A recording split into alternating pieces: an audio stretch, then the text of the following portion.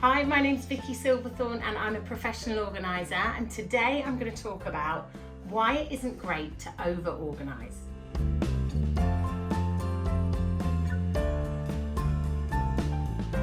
It's really tempting to see organisational videos on social media and want to recreate them in your own home. But try and think first about how your home works and what would make the most practical sense. A pantry full of clear food containers, white baskets, covered in labels looks great, but it does take some work to maintain this. It's the same with any complicated organisation. So in my view, keeping organisational systems as simple as possible is the key, especially if you have a very busy life. Don't overcategorise if you don't need to.